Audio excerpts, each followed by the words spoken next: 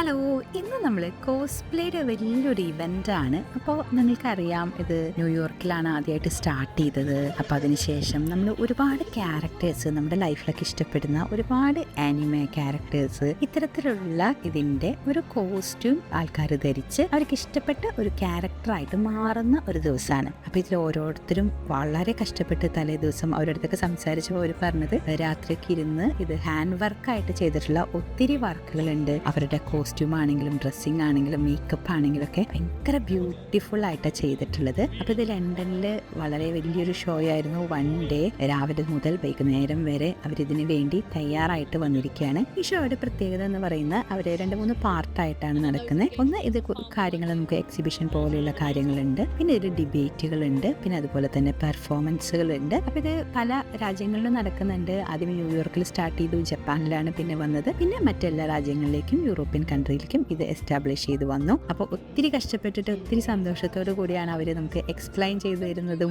അവരുടെ സന്തോഷമൊക്കെ കാണുമ്പോൾ ഓരോ ക്യാരക്ടറായിട്ട് അവരുടെ ആ ഒരു കംഫർട്ട് സോണിൽ നിന്ന് മാറിയിട്ട് പല ക്യാരക്ടറായിട്ട് മാറുമ്പോൾ ഉള്ളൊരു സന്തോഷമൊക്കെ കാണാൻ പറ്റി. അപ്പോൾ സൈക്കോളജിക്കലി ആണെങ്കിലും ഇതിനെ പറയുകയാണെങ്കിൽ നമ്മളൊരു ദിവസം നമ്മൾ വേറെ നമ്മുടെ നാട്ടിലൊക്കെ ആണെങ്കിൽ നമ്മൾ പറയില്ലേ, പല പല പൂരങ്ങളും പെരുന്നാളുകളൊക്കെ ആവും കാണാൻ പോവുക. പക്ഷേ ഈ വിദേശ രാജ്യങ്ങളിൽ ഇങ്ങനെയുള്ള കാര്യങ്ങൾക്കാണ് അവർ ഇമ്പോർട്ടൻസ് കൊടുക്കുന്നത്. അപ്പോൾ സുന്ദരികളായിട്ടുള്ള ഒത്തിരി പേരെ ഇവിടെ കാണാൻ സാധിച്ചു. അപ്പോൾ അടുത്ത വർഷം വീണ്ടും ഈ പരിപാടിക്ക് നമുക്ക് കാണാം.